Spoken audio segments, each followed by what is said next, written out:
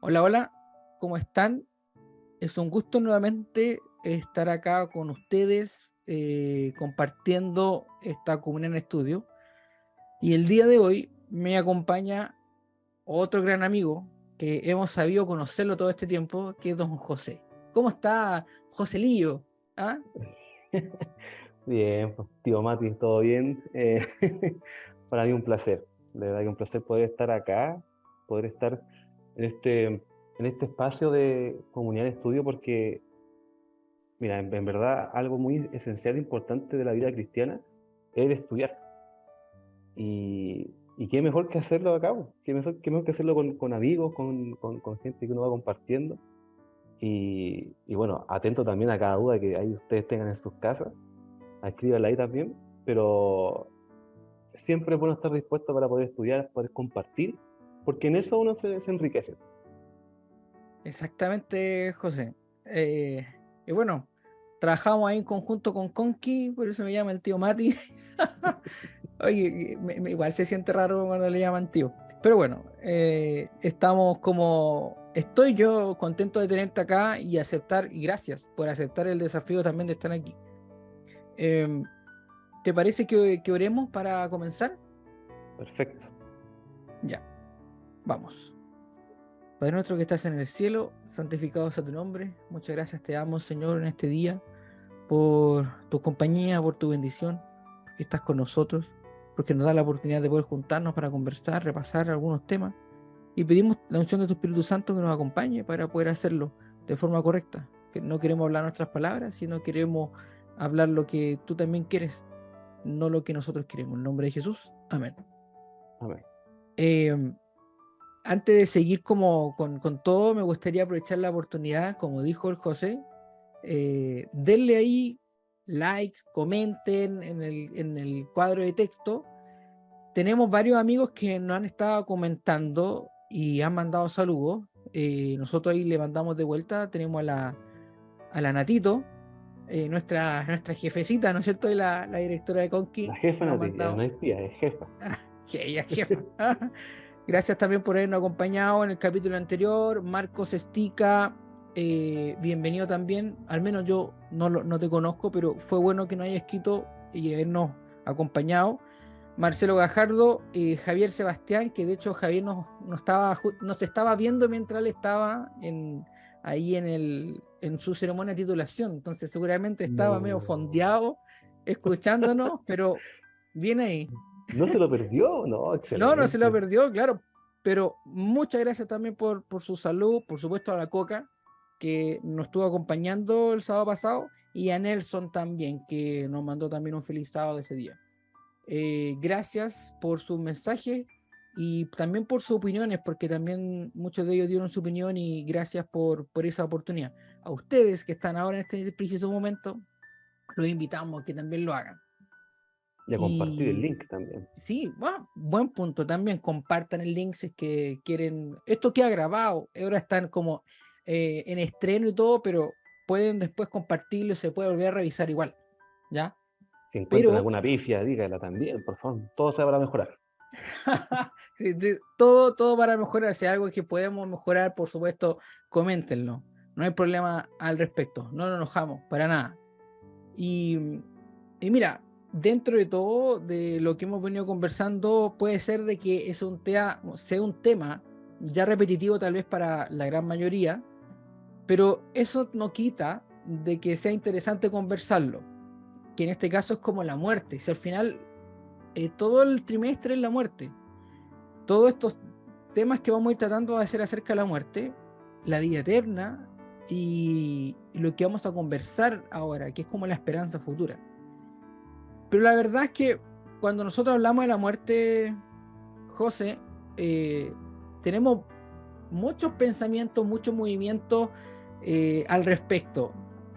Yo puedo nombrar simplemente, me llama mucho la atención, te lo comentaba antes, que es la mitología nórdica, donde los dioses nórdicos en específico, a pesar de, o sea, a diferencia de los dioses griegos, por ejemplo, o egipcios, los dioses nórdicos no eran inmortales, de hecho. ¿ya? Ellos tenían que mantener su inmortalidad consumiendo un cierto brebaje por ahí, un cierto alimento, y ellos mantenían esa inmortalidad, pero aún así iban a morir en el Ragnarok. Entonces, Claro, la visión que los nórdicos daban acerca de sus dioses era un poco más humana.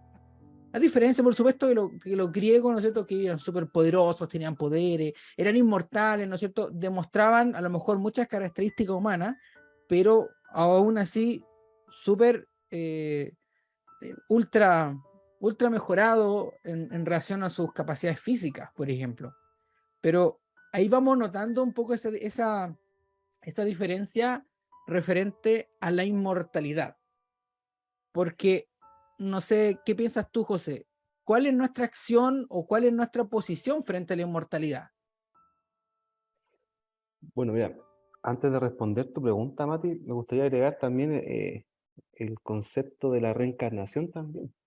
Es un tema Ya, que, eh, si bien los dioses, tanto nórdicos como griegos, no hablaban de eso, pero sí en algunas religiones orientales se hablaba, y se sigue hablando, del tema de la reencarnación, que yo muero en este plano, ¿cierto? Pero tengo la oportunidad de hacer un mejor papel en la vida siguiente. Y así un ciclo, hasta alcanzar eh, un nivel tan alto de armonía que, claro, llego a trascender a un plano astral, ¿cierto? También, de hecho, hablamos hace poco con respecto al tema de trascender, y que, claro, tener un hijo ya es parte de la trascendencia, plantar un árbol es parte de la trascendencia, un libro puede ser parte eso. también las tres cosas, mira, para ser Son feliz. las tres cosas que hay que hacer antes de morir, ¿no es cierto? Claro. Entonces, todo eso son parte de creencias, y hoy por hoy hay gente que cree en eso, y es bueno que la podamos comprender. Ahora, tú hiciste una pregunta con respecto a cuál es nuestra visión con respecto a la muerte. Em, la Biblia está plagada de promesas. Y una de las promesas es con respecto a, a una vida venidera.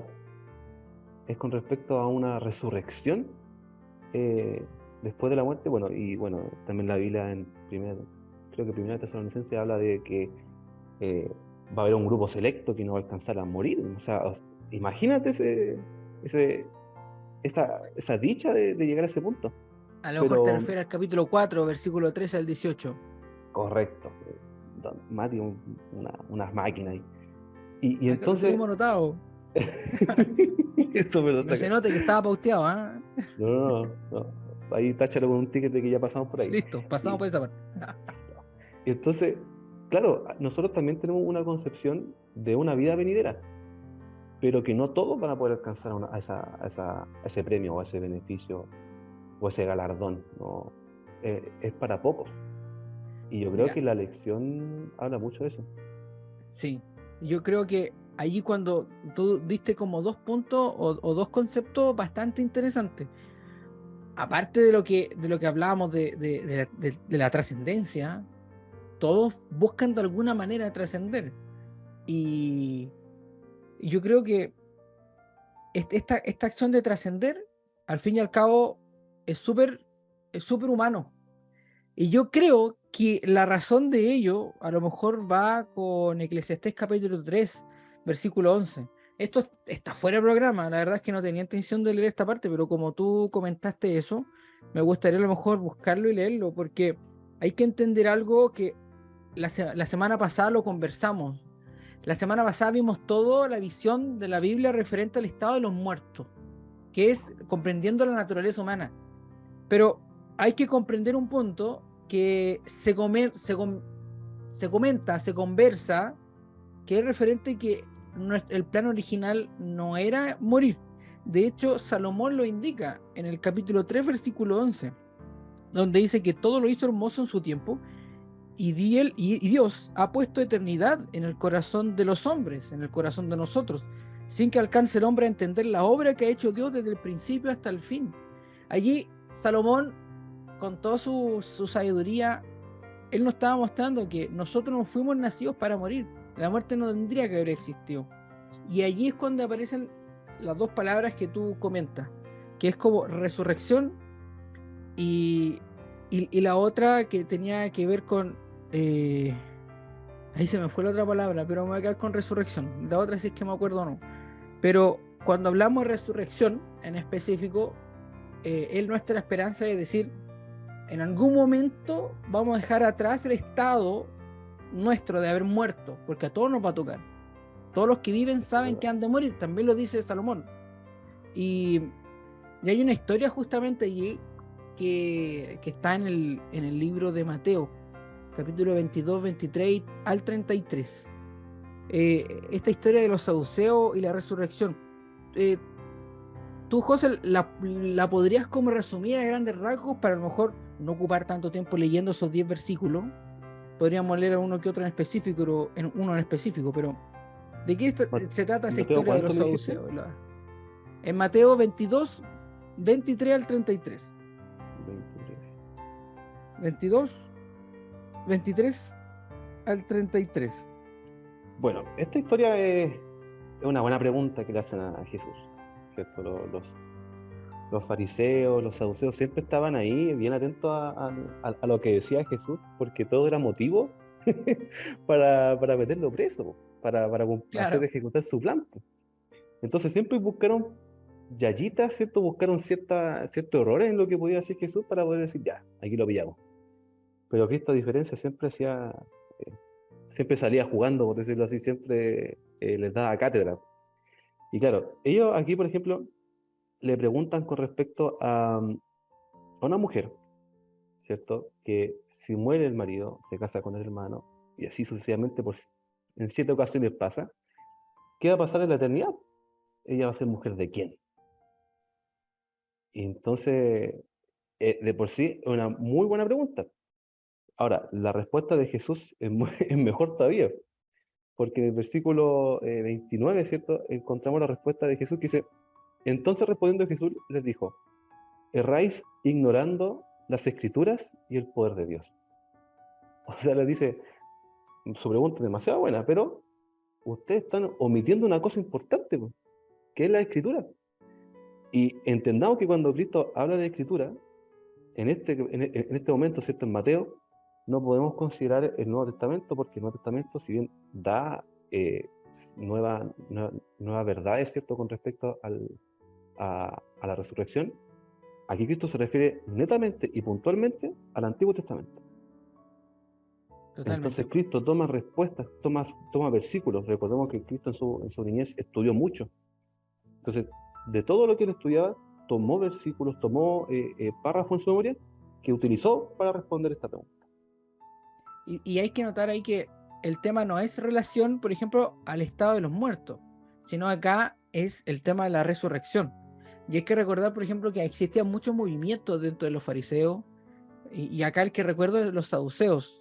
Habían otros más también, entre los fariseos, y ellos en específico, los saduceos, ellos planteaban que la resurrección no existía. Entonces, ¿por qué estaban haciendo esta pregunta? De hecho, el versículo 23 parte diciendo, así como que ellos que dicen que no hay resurrección, ellos creían eso. Entonces, se notaba al tiro que estaban intentando pillar a Jesús. Pero él les hace ver algo que incluso para nosotros al día de hoy también aplica, que es que muchas veces erramos porque ignoramos. Erramos e ignoramos también lo que está escrito en el Antiguo Testamento. Y eso es justamente lo que vamos a intentar como el día de hoy, como conversar. ¿Cuál es la esperanza o cuál es la visión de, del Antiguo Testamento referente a esta esperanza futura? Y yo encontré este título muy bueno. ¿Y saben por qué? ¿O sabéis por qué, José, también? Porque al final, cada vez que cuando uno tiene alguna pérdida de algún personaje, eh, de algún ser querido, nosotros encontramos la esperanza en el Nuevo Testamento. Vamos con Apocalipsis, vamos con 1 Corintios 15, 51, 58, Juan 6, 54, Hebreos 2, 14, Primera Tesalonicense, el que estoy comentando. Lo tengo anotado acá por si acaso, no me lo sé de memoria. ¿Ya? Pero son un sinfín de textos que incluso yo escuchaba a una profesora por YouTube que ella indicaba que ella siempre daba estos versículos en situaciones de muerte de un ser querido. pero una vez que ella perdió, creo que fue a su papá, digamos que a un ser querido, ella se dio cuenta que estos versículos no le ayudaban en ese instante, los dejaba sin sentido. Tanto tiempo ella entregando el mismo mensaje, y cuando le entregaran el mensaje de vuelta en ese instante, a ella no le servían. Pero justamente son del Nuevo Testamento. Tenemos esta esperanza en el Antiguo, encontramos esta visión en el Antiguo Testamento, porque siempre se ha dicho de que el Antiguo no se compara con el Nuevo Testamento, como que no pueden ir juntos, y a la verdad del día de hoy sabemos que los dos están ultra conectados. El Nuevo Testamento está ultra conectado al Antiguo, y viceversa también. Pero en esta semana vamos a revisar esta esperanza en el Antiguo Testamento, y nos vamos a dar cuenta que muchas de las cosas que aparecen en estos versículos que dije hacia la rápida, eh, ya, ya estaban en el Antiguo y ya se estaban utilizando. La gente, en este caso los judíos en aquellos instantes, los hebreos también, lo creían de esa manera. Sin ir más lejos, por ejemplo, no sé cuál se te viene a la mente de toda la gama de comentarios y textos que fuimos teniendo. Te dejo la oportunidad a ti, ¿hacia dónde nos apuntamos? Primero me gustaría ir por Job. Ya, ¿Ya? vamos por Job. Sabemos la vida que tuvo Job, ¿cierto? Una vida durísima, una vida en la cual él bajó al descanso sin aún saber que estaba en medio de un conflicto. Al contrario, él vio las bondades, vio todo lo malo que podía pasar, vio cómo el Señor lo multiplicó, todo lo que él había perdido, pero él en toda su vida jamás pudo comprender el tema del conflicto. Yo creo que lo va a entender ya eh, cuando el Señor lo llame nuevamente. Pero, ¿por qué quiero tocar a Job? El libro de Job, de momento no sabemos quién lo escribió. Se piensa que fue Moisés. Por ende, para que Moisés lo escribiera, tiene que ser una persona muy antigua, Sí, ¿cierto? sí. Y entonces Job, en toda su historia, ¿cierto? Que mueren sus hijos, que su esposa también se va, que pierde la riqueza, que pierde su ganado, que llegan los amigos, pero amigos, si bien intenta ayudar, tampoco ayudan del todo. Pero Job se queda con esto en el capítulo 19, versículo del 25 al 27, dice: yo sé que mi Redentor vive, y al fin se levantará sobre el polvo, y después de deshecha esta mi piel, en mi carne he de ver a Dios, al cual lo veré por mí mismo, y mis ojos lo verán, y no otro, aunque mi corazón desfallece dentro de mí. O sea, Job, un patriarca del Antiguo Testamento, tenía una esperanza. ¿Y cuál era la esperanza? Que independientemente de lo que pasara en su vida, sea buena o sea mala, Dios estaba allí, y él sabía que el Redentor vive y al fin se levantará sobre el polvo. O sea, al fin él, después de toda su agonía, él tiene la esperanza de que voy a bajar al descanso, quizá baje pobre, pero cuando llegue el día, él me va a resucitar. Entonces, a ver, nosotros, si bien tocamos muchos textos del Nuevo Testamento, acá hay uno del Antiguo, pero poderoso, que nos dice que efectivamente ya un patriarca antiguísimo ya tenía en su concepción el hecho de que Dios lo iba a resucitar en el día postrero. Eso justamente, de hecho, él en el versículo 27, él establece una acción un poco poética en la forma de cómo él llevaba a cabo este pensamiento, porque dice que eh, aunque mi corazón desfallece dentro de mí, la versión esta era la 1960, pero la nueva versión internacional de la NBI habla de que este anhelo me consume las entrañas. Es como que de verdad es una acción de que esto me da sentido, como que me da el combustible para seguir. Este es como dice después Pablo, alentados con estas palabras, él se alentaba con estas palabras, con este pensamiento.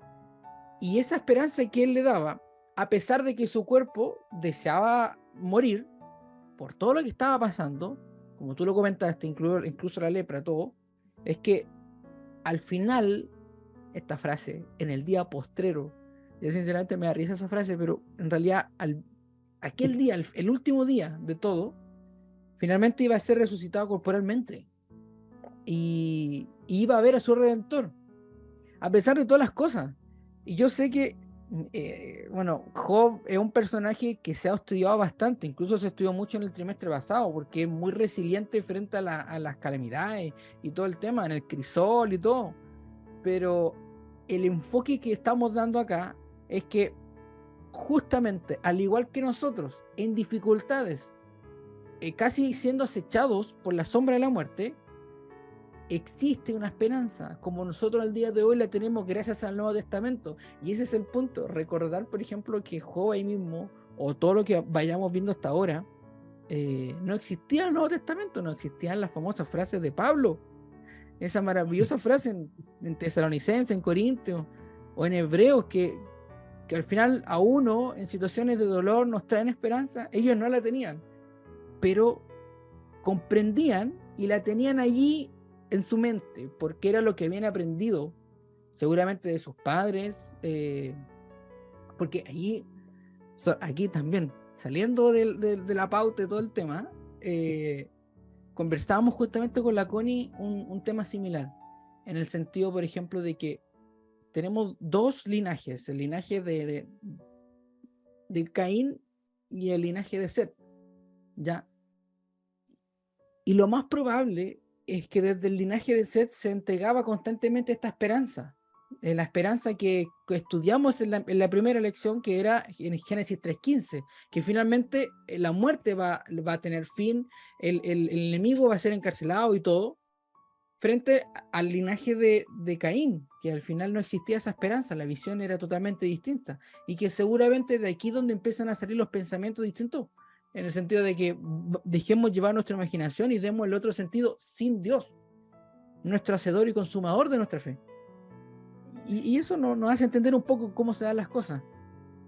Incluso, Mati, el mismo Job, capítulo antes, en el 13, versículo 15, voy a leer dos versiones para que más o menos comprendamos más o menos el texto. Dice, en la Reina Valera de 1960, he aquí, aunque él me matare, en él esperaré.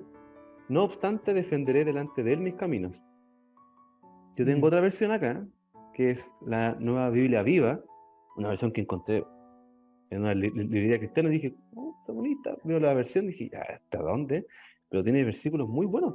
Y entre estos, mira, escucha esto, dice, versículo 15, dice, Dios puede matarme por decirlo, y probablemente lo haga. No obstante, voy a defender mi caso con él.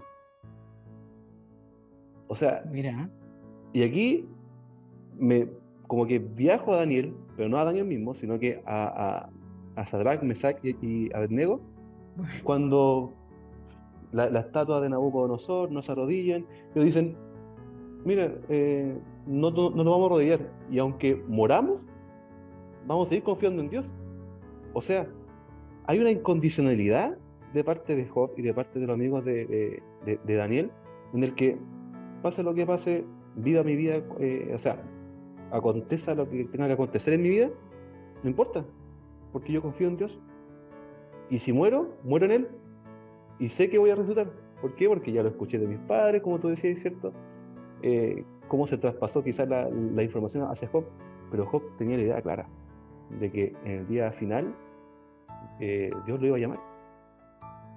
siempre la historia de Job nos va a traer a nosotros mucha reflexión, tanto por su acción, su actitud resiliente, como esta frase y esta visión de la esperanza que tenía. Y yo les pregunto a ustedes, ¿cuál es la esperanza que al día de hoy mantenemos y nos aferramos? ¿Tendrán a lo mejor algún versículo del Antiguo Testamento que les mantenga esa esperanza? Coméntenlos por el chat, ya que, tal cual como dijo el José, al final, cuando nosotros vayamos avanzando en nuestra vida, nosotros vamos a empezar a tomar decisiones. ¿A qué bando vamos a estar tomando? Y lamentablemente acá hay dos bandos, el bando de los necios y el bando de los justos. Así lo establece la visión del salmista. ¿Cuál es esta visión del salmista? lo vemos después en un rato. Ya, mientras tanto, nos separamos para poder ahí cantar, escuchar alguna alabanza y volvemos entonces a ver esta visión del salmista. Mientras tanto, acompañen ustedes ahí con su visión de los mejores versículos de esperanza futura en el Antiguo Testamento. Nos vemos un ratito, José. ¿Te Nos parece? vemos, ahí vamos a estar. Listo. Nos vemos. Nos vemos.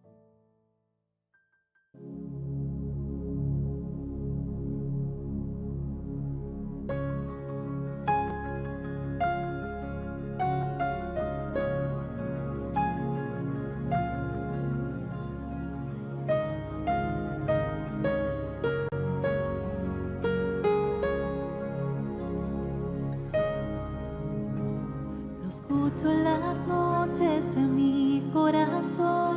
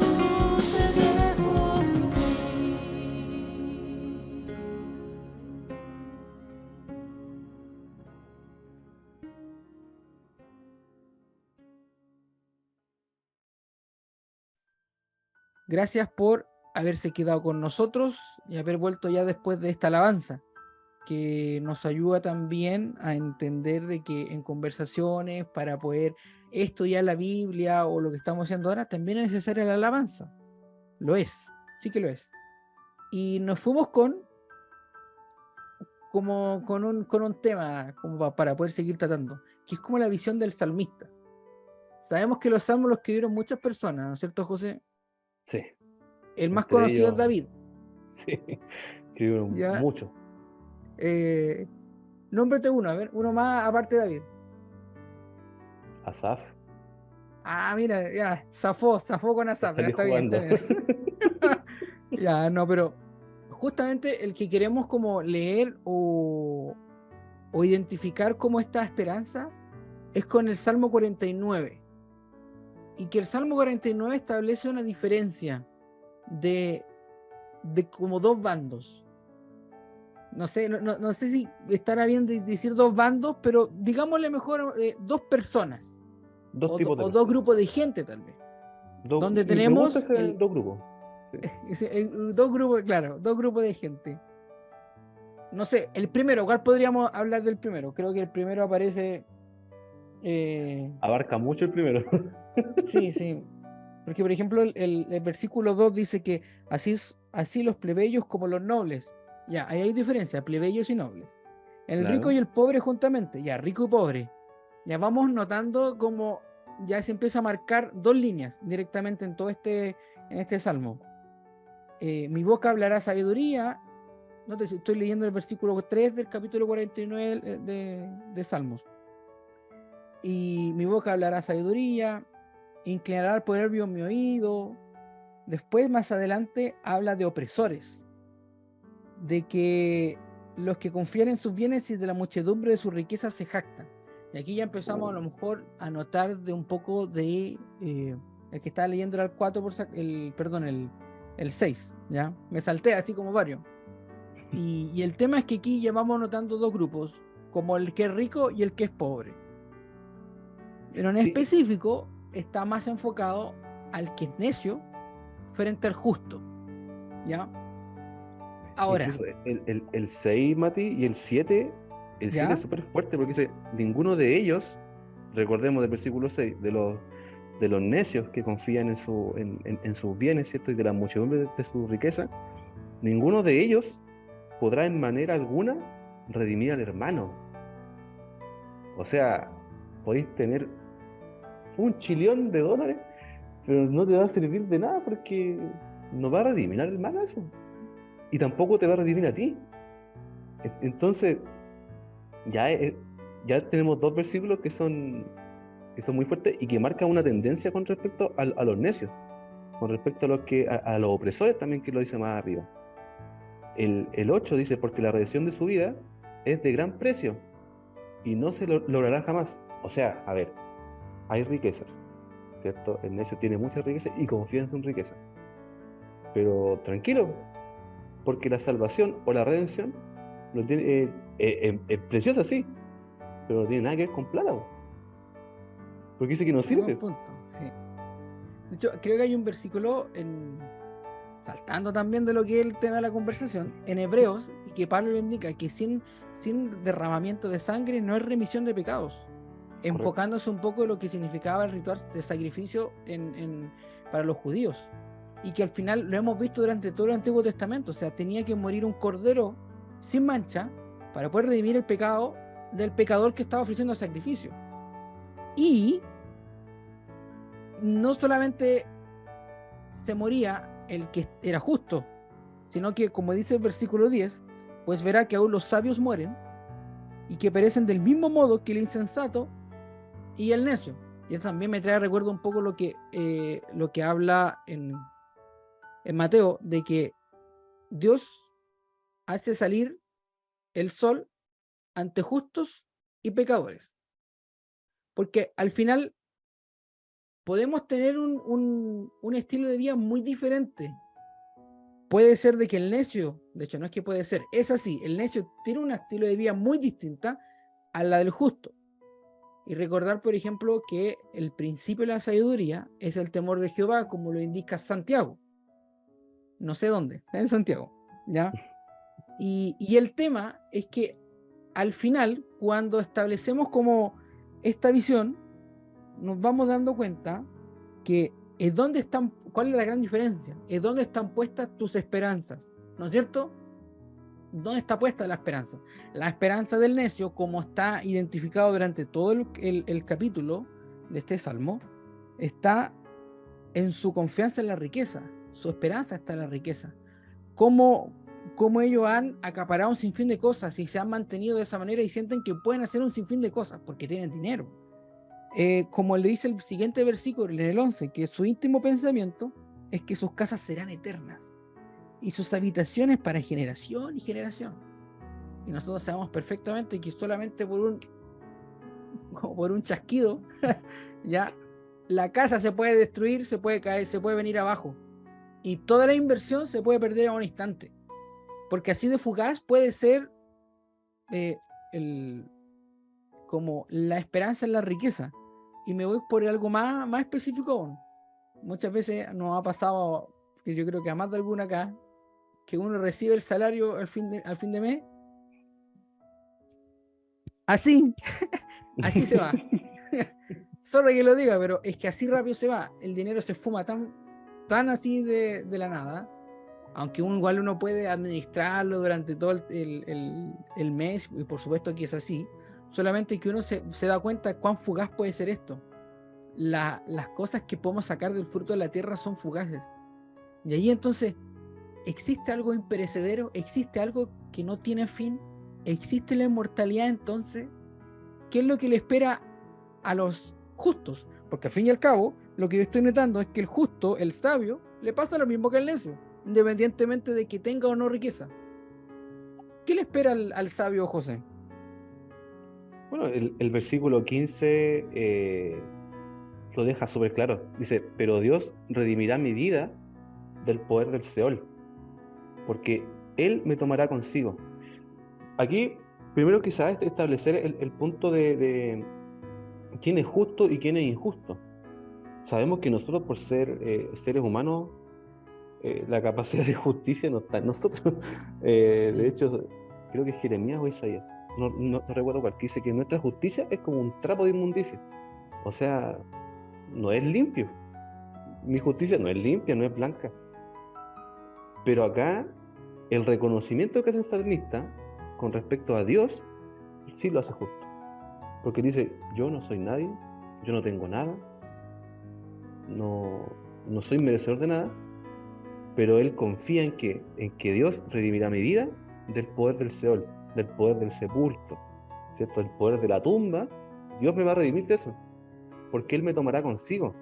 O sea, la confianza acá del salmista es brutal, porque dice, sí, puedo equivocarme, puedo tener riquezas que la administre de buena forma, puede ser que muera junto con el necio, no hay ningún problema en eso, pero las consecuencias que yo tengo, que de una vida correcta, de una vida confiante en el Señor, de una vida humilde, esas consecuencias, esos resultados se ven ¿dónde? En la siguiente. Se ven cuando el Señor llame. E idealmente esperemos oír el llamado, porque si oímos el segundo llamado, fuimos. Esperemos estar en el primero. Y para eso debemos, Exactamente. y para eso debemos ser sabios acá. Debemos ser justos, pero no justo por mis actos, sino que justo por el acto de Dios, de enviar a su Hijo y de que Él nos redime. Mira, a pesar de que este salmo se enfoca harto en, a lo mejor lo estamos leyendo porque estamos identificando esta esperanza futura en el Antiguo Testamento, esta esperanza también en los salmistas. De hecho, también está el Salmo 71, que también se enfoca en cómo esta esperanza se ve reflejada en las dificultades. Leyendo simplemente el 71:20, donde que a pesar de que uno vea cosas malas, angustias y males, Dios volverá a darme vida y de nuevo me levantará de los abismos de la tierra. Es la misma visión que estamos notando en el versículo 15 de este capítulo. Es exactamente la misma visión. Y vamos a ver reflejado, y doy por sentado, en distintas otras partes del Antiguo Testamento. Y eso es bastante interesante porque yo sé que durante la semana estuvimos revisándolo con, eh, con ciertos puntos en específico. Vimos Job, vimos Salmo, vamos a ver otros dos más, pero en específico sé que hay mucho más. Es mucho más esta visión de lo que se viene, porque así Dios quería que se estableciera, que entendiéramos que eso es lo que nos toca a nosotros, si es que elegimos por Él, no elegimos como el necio, que acá lo indica, y esto también es lo que me gustaría también identificar como una aplicación para el día de nosotros. ¿Dónde están puestas nuestra esperanza? ¿Están puestas la esperanza de que, de que nos llevaremos cosas después? Por ejemplo, en el versículo 17, porque cuando muera no llevará nada, ni descenderá tras él su gloria. Y esto, cuando lo leía me recordaba harto la visión egipcia de las cosas. En el sentido, por ejemplo, de que cuando lo momificaban, eh, dejaban el lugar donde estaban, en específico, con mucha luz, para que después el alma pudiera encontrar de nuevo el cuerpo. O lo dejaban también con mucha riqueza, para que se lo llevaran más allá. También lo dejaban con incluso sirvientes, para que lo pudieran servir en el más allá. Cuando la verdad, a la luz de la Biblia, a la luz de lo que nosotros vamos leyendo acá, es que no nos llevamos nada a la muerte. De hecho, Job también lo decía. Desnudo llegué al mundo del vientre de mi madre y desnudo volveré a la tierra. O sea, no me llevo nada. Entonces, por más que haga esfuerzos, me van a servir ahora mientras estoy vivo. Pero, y a lo mejor estamos apuntando a muchas cosas, pero aquí es donde vamos viendo lo relacionado que está. Por ejemplo, cómo Jesús después indica, eh, ¿de qué le sirve al hombre eh, tener todo si al final pierde su alma? Al final, ¿dónde están nuestros esfuerzos? Nuestros esfuerzos están en acaparar cosas en el día de hoy. Esto no es una visión austera de la vida, sino cuál es tu esperanza, dónde están tus fuerzas. Yo puedo decir, sinceramente, yo no me considero una persona que tiene mucho dinero, pero aún así no me falta nada. Y eso es gracias a lo que Dios ha hecho en nuestro hogar con Connie. Y así a lo mejor la gran mayoría de ustedes. A lo mejor sí nos gustaría tener un poquito más, ¿cierto? Tener algo más de propiedad, a lo mejor algo más de dinero. Pero que nuestra intención de vida no esté en eso. Si por intentar llegar a eso vamos a perder finalmente nuestra opción de poder escuchar el primer llamado de nuestro Señor Jesucristo, es mejor que no y nos mantengamos de esta manera. Pero es decisión de cada uno, ¿no es cierto? Sí, al fin y al cabo, cada uno es dueño de sus decisiones. El Señor es tan generoso que no nos va a obligar a tomar una decisión. Él no nos obliga a tener una vida correcta, sino que es una elección personal. Uh-huh. Y el Señor, lo que sí va a hacer el Señor es comunicarnos, es decirnos constantemente, oye, vete por este camino, oye, sigue este consejo, porque el Señor quiere comunicarse con nosotros. E incluso cuando leemos, por ejemplo, el libro de Isaías, profeta de los más grandes, ¿cierto? Dios tenía la necesidad de comunicarse con el pueblo. Cuando en un tiempo pasado quizás el pueblo buscaba al Señor para saber cuál era la directriz, acá no. Acá el pueblo se olvidaba y los líderes del pueblo también se olvidaban. Y es por eso que Isaías, que es un libro que nos presenta siempre la majestad del Señor, pero que también nos demuestra a un Dios que nos busca, porque a pesar de no seguir las pisadas o no seguir el camino que Él nos recomendaba, el Señor aún así seguía buscando a su pueblo. Encontramos un texto, volviendo al tema de la, de la muerte, ¿cierto? Que puede ser hasta un poco fuerte. Ya, yo lo voy a leer en esta versión, la Nueva Biblia Viva, no porque lo diga diferente, sino que siento que le da otra fuerza. Isaías capítulo 26, el verso 14, dice lo siguiente: aquellos a quienes servimos, muertos y desaparecidos están, jamás retornarán. Viniste contra ellos y los destruiste, y hace tiempo que fueron olvidados. Oye, a mí, yo lo leí en la Reina Valera y dije, es fuerte, sí, Pero acá le encontré un sentido bien diferente porque dice, aquellos a quienes servimos. O sea, Isaías, pensando en el pueblo, en los que eran fieles, a los que servimos, a los que nos oprimían, ¿en dónde están? Desaparecidos. Y incluso dice, Ya. jamás retornarán. O sea, habla de una condenación. Bueno, ellos sí, podemos decir que ellos murieron, pero la condenación de ellos es posterior. Es una condenación en la cual no van a resultar. Porque, y bueno, ahí voy a hacer un pequeño spoiler, en Daniel dice una cosa que va a ser interesante. ¿Ya? Pero vamos a ir por parte. Entonces, acá ya muestra un grupo de personas, ¿cierto? Muestra un grupo de personas que están muertos y no van a volver. Ujú. Entonces, y uno dice, pero ¿cómo si la Biblia habla de una resurrección? ¿Sí? Pero mira lo que habla, por ejemplo, el versículo 19. Dice, pero esta seguridad tenemos, los que pertenecen a Dios volverán a vivir, sus cuerpos volverán a levantarse, los que moran en el polvo despertarán y cantarán con gozo, porque la luz de Dios, porque la luz del Dios de la vida se derramará como rocío sobre ellos. O sea, a ver, realmente aquí tenemos dos tipos de personas, ¿cierto? Y dos tipos de resurrección. Vemos una resurrección en el versículo 19 que el Señor los levanta y ellos de alegría cantan. O sea, el Señor va a levantar a su pueblo. Imagínate a Adán, imagínate todas las generaciones que siguieron las pisadas o siguieron el camino que el Señor había encomendado, ellos van a resucitar. Eso es lo que dice el texto. Pero también habla de un grupo que no va, que no, Un grupo que por que desgracia no no se va. levantará nuevamente. Correcto. Allí donde en completa relación y en armonía está con el Salmo 49, identificando dos Personas, grupos de personas, grupos. dos grupos. Y, y es heavy de cómo nos vamos dando cuenta, y esto lo digo de manera bien interna. Uno de repente uno dice, no, sí, está la muerte eterna, y está la vida eterna, y uno dice, ya, eso lo encontramos en Apocalipsis y todo el tema.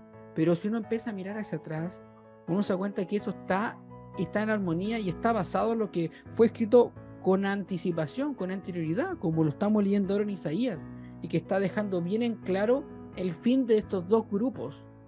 Y de hecho, incluso sin ir más lejos del tema, en el versículo anterior, y esto lo hago notar nomás como dato curioso, y miren, puede ser de que sea de muy ignorante, pero para mí es maravilloso. Isaías 25:8 establece: destruirá la muerte para siempre, y enjugará Jehová el Señor toda lágrima y todos los rostros, y quitará la frente de su pueblo de toda la tierra, porque Jehová lo ha dicho.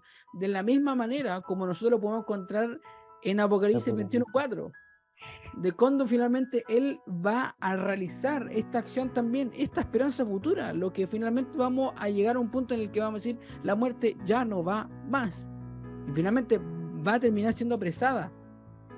¿Dónde más vemos dos grupos?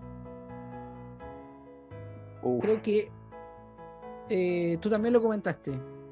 Eh, el sí, libro, no di el un pequeño personaje. spoiler, di un pequeño Pequeño spoiler. spoiler, te adelantaste mucho. Daniel, Daniel, Daniel, sí. Y y en Daniel, el último capítulo, justamente ese capítulo también lo leímos, yo recuerdo, no sé si en este trimestre, fue en el trimestre pasado, creo que fue uno de los Crisoles, parece. Crisol, aquí está creo que sí. Crisol acompañándonos todavía, ¿viste? Aquí. Sí, Pero al final, cuando nosotros vamos con Daniel y nos damos cuenta en el capítulo 12, que de hecho es súper cortito igual, sí. busquémoslo al tiro, no lo tenía en específico. Eh, sí, aquí está, en el capítulo 12.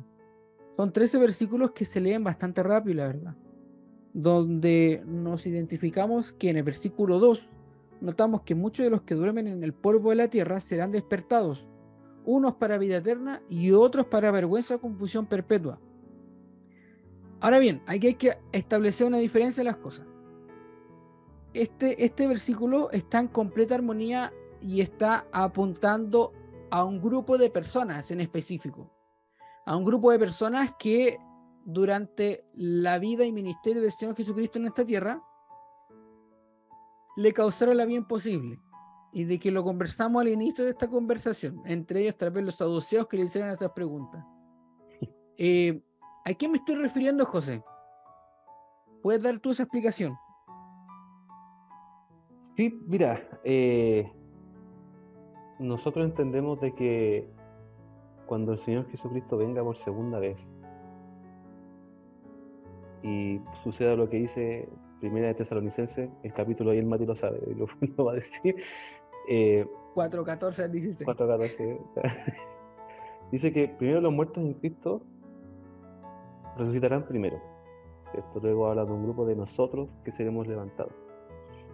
Pero también va a haber un grupo especial, bien reducido, de personas que van a resucitar, pero no van a resucitar para una salvación, sino que ellos van a ver. ¿Qué cosa van a ver? Van a ver al Señor Jesucristo venir. Y ustedes dirán, ya, pero ¿qué tiene que ver eso? Sí. Hay personas que cuando Jesucristo hizo su ministerio en la tierra, como bien decía el Mati, por cualquier motivo buscaban destruirlo. Hay un libro muy bonito, si pueden leerlo o buscarlo, encontrarlo y echarle un ojo, sería muy bueno. El deseado a toda la gente.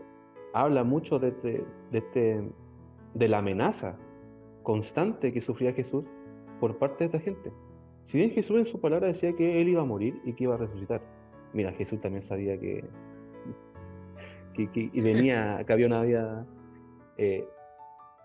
Estas personas se encargaron por todos los medios de destruir esta forma de cristianismo. Recordemos, Cristo vino, fue una revolución. Cristo hizo una revolución, no una revolución que tirando piedras, no, sino que fue una revolución espiritual. Años, mucho tiempo, casi 400 años, el pueblo de Israel venía teniendo unas prácticas religiosas que no eran lo que la Biblia enseñaba, que no era lo que el Antiguo Testamento enseñaba. Entonces Cristo vino a hacer cumplir, por decirlo así, la ley. Recordemos, ley se refiere a prácticamente casi todo el Antiguo Testamento. Entonces Cristo venía a eso, a mostrar, a mostrar realmente cómo era o cómo se debía vivir esta creencia en Dios, cómo realmente se tenía que expresar. Y como a estas personas no les gustaba, buscaron de una u otra forma hacer que Cristo cayera, y bueno, culminando después con su crucifixión. Y este grupo de gente, pequeño grupo de gente, cuando Cristo venga por segunda vez en gloria y majestad, ellos lo van a ver. Y va a ser confusión eterna para ellos, porque van a decir, era Él, pero ¿cómo? Si nosotros estudiamos, si nosotros habíamos leído, si nosotros investigamos. Nunca investigaron bien. Siempre investigaron con un foco desvirtuado. Y ese grupo de gente se refiere a Daniel, pues.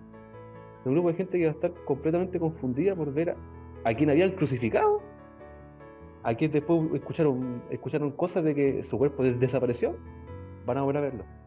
Y van a decir, me he equivocado. Es que es igual, siempre me ha llamado la atención que a lo mejor en ese instante les caiga la teja, pero obviamente yo no creo que tampoco sea una visión como realista de ellos en ese instante. Yo creo que siempre fueron claros, pero no quisieron verlo. Y yo creo que esa acción orgullosa es la que finalmente cae sobre su espalda.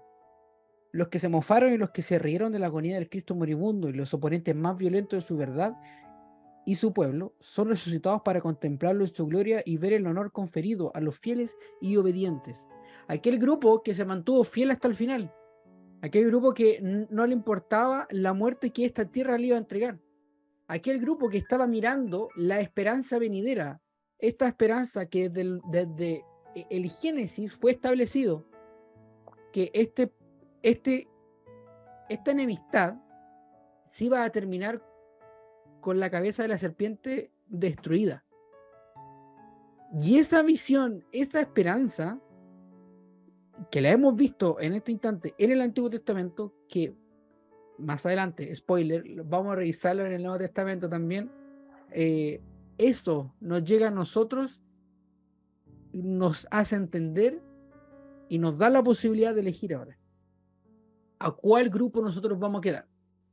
Obviamente, esperemos que no estemos en este grupo que habla Daniel 12. De hecho, ese grupo está reservado para aquellas personas en específico que aparecen en Zacarías 12:10 y Marcos 14:62, que son aquellas personas que estuvieron en aquel instante de la muerte de Jesucristo.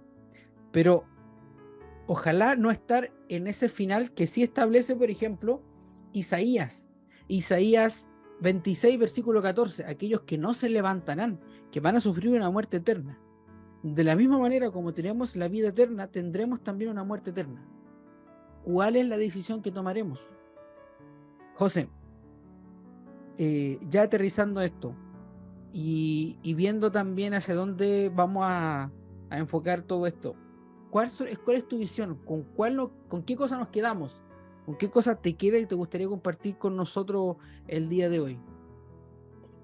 Mira, Mati, bueno, y a todos los que están escuchando, la Biblia desde que la raza humana sufrió esta caída y el juicio de Dios con respecto a la serpiente, que era Satanás, ¿cierto? Siempre habla de dos bandos, no hay un tercero, no hay un cuarto, no hay un color gris, no. Acá los grupos están bien definidos. E incluso cuando vamos a leer en Apocalipsis los mensajes de las 7 iglesias, puntualmente la última iglesia, habla de gente tibia, habla de gente que no está ni en uno ni en otro, sino que como que le gusta ahí caminar por esa gente que camina por la vereda y por la calle al mismo tiempo, le gusta ir por ese lado. Pero al final de los tiempos sabemos que las cosas van a estar separadas, va a estar ya sin dudas, todos habrán escuchado lo que tenían que escuchar y habrán tomado su decisión. La pregunta es, ¿dónde vas a estar? ¿Dónde vas a estar tú? La Biblia es clara con respecto a los que toman la decisión correcta. No habla mucho de los que toman la decisión incorrecta porque hay muchas opciones para la opción incorrecta, pero para la correcta es solo una. Apocalipsis también dice aquellos que guardan los mandamientos de Dios y tienen el testimonio de Jesús. Habría que empezar a analizar y estudiar qué es el testimonio de Jesús, qué son los mandamientos. Pero habla de un grupo que tiene características puntuales. La decisión es tuya. Ya las herramientas que tú puedes obtener estudiando la lección con nosotros, o quizás estudiándolo después en tu casa, repasando, son herramientas que vienen del Señor. Y el Señor quiere que tú escojas bien, porque Él tiene deseos de bien. En ningún momento Él quiere que tú te pierdas. Al contrario, la promesa del Mesías, de hecho cuando Cristo aparece, dice, porque el Señor ha enviado a su Hijo unigénito para que todo aquel que Él crea no se pierda. O sea, Él quiere que tú no te pierdas, pero debes creer en Él. Y ahí está la cuestión. ¿Tú crees realmente en Él? Esperemos que sí. Y esperemos que día tras día ese creer en Dios se vaya fortaleciendo. La experiencia cristiana es diaria, pero de verdad y de todo corazón ruego y espero que la decisión día tras día sea seguir a Cristo. Amén. Gracias por esas palabras y también por la visión que nos das de acerca del tema de la semana. Ya para cerrar, me gustaría que nos quedemos con lo siguiente. Cuando Lázaro murió, Jesús en específico, él les dice a María en específico y a Marta, porque ella dice, yo sé que en el versículo 24 del capítulo 11 de Juan, yo sé que resucitará la resurrección en el día postrero. Marta lo dice, había una futura esperanza, había una esperanza basada en los preceptos del Antiguo Testamento. Pero aquí aporta una visión mucho más importante, mucho más grande. En el versículo 25, yo soy, le dijo Jesús, la resurrección y la vida. El que cree en mí, aunque esté muerto, vivirá. Y todo aquel que vive y cree en mí, no morirá eternamente. ¿Crees esto? Y allí está la visión. ¿Crees esto? Cristo reclama como suyos a todos los que han creído en su nombre. El poder vitalizador del Espíritu de Cristo que mora en el cuerpo mortal vincula a cada alma creyente a Jesucristo. Los que creen en Jesús son sagrados para su corazón, sagrados, porque su vida está oculta con Cristo en Dios.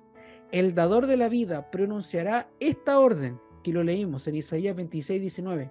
Despertad y cantad, moradores del polvo, porque tu rocío es cual rocío de hortalizas, y la tierra dará a sus muertos. El dador de la vida llamará a su posición adquirida en la primera resurrección, y hasta esa hora triunfante, cuando resuene la trompeta final, como en 1 Tesalonicenses capítulo 4 versículo 15, y el vasto ejército avance hacia la victoria eterna, cada santo que duerme será mantenido en seguridad y guardado como una joya preciosa, como quien es conocido por Dios por su nombre. Resucitarán por el poder del Salvador que moró en ellos mientras vivieron, y porque fueron participantes de la naturaleza divina. Nuestra decisión ojalá sea esa, ir acorde a las decisiones del Maestro, y que reflejemos su rostro, que reflejemos su carácter. Decidamos por el bien, decidamos por creer esto, por querer y creer esta esperanza. ¿Te parece que oremos, José, para finalizar? Me parece, no hay ningún problema. Así que ahí donde estén, inclinen su rostro, cierren sus ojitos y vamos a hablar con Dios. Querido Dios, mi Dios, le damos infinitas gracias por este día. Gracias porque nos das este espacio para poder compartir, para poder estudiar un poco de su palabra. Y agradecemos, Padre, porque el día de hoy el tema que estudiamos, Señor, fue realmente maravilloso y para nosotros fue esclarecedor. A veces pensamos que después de la muerte, al tener desconocimiento de lo que pasa, ¿cierto? Como lo vimos la lección pasada, que los muertos nada saben. Se especula mucho sobre qué sucede, dónde vamos, y comienzan muchas creencias con respecto a lo que pasa después. No obstante, su palabra es clara. Demuestra que hay una esperanza para aquel que muere en ti y demuestra que hay una condenación para quien baja al descanso sin reconocerlo a usted.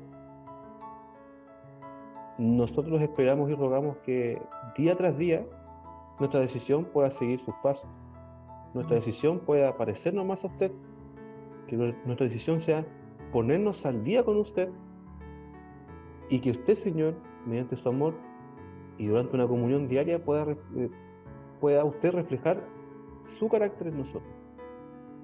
Que cuando las personas en la calle no vean al José, no vean al Mati, sino que vean a Jesús. Amén. Para lograr eso, Señor, no es tarea sencilla, porque debemos destruir algo que está en nosotros, que debemos ganarle día tras día al yo y dejar que el Espíritu Santo trabaje. Desde ya, Señor, llénanos con ese espíritu, llénanos con el deseo de cambiar, llénanos con el deseo de poder compartir esta esperanza, Señor. Porque estoy seguro que cuando llegue el día, muchos, Señor, muchos se van a levantar por su voz, por la voz que usted, Señor, tiene maravillosa, que así como lo dice en 1 Tesalonicenses, esa voz de trompeta nos va a despertar de ese sueño que es la muerte y vamos a poder compartir la eternidad con nuestros seres queridos y con todo este pueblo maravilloso. Danos esta esperanza, hazla nuestra, Señor, para que nosotros podamos compartirla con más fuerza a la gente que lo necesita. Desde ya, Señor, agradecemos su compañía y pedimos su bendición hoy y siempre, en el nombre de su Hijo amado Jesús. Amén. Amén. Gracias, José. Gracias por esa tremenda oración que nos recuerda también cuáles son las acciones que debiésemos tomar para poder reflejar el carácter de Cristo. Esta semana que comienza, vamos a ver algunas resurrecciones antes de la cruz. Qué interesante será. Acerca de qué tratará. Estaremos hablando tal vez de esta resurrección que habla Mateo cuando Cristo murió, o serán otras que se dieron, tal vez, no lo sabemos, a lo mejor Lázaro en sí. Vamos a ver, dejémonos sorprender al respecto. Gracias a ustedes por habernos acompañado, gracias José nuevamente, y nos estaremos viendo en un siguiente capítulo. Saludos, chao, chao. Que les vaya bien, nos vemos.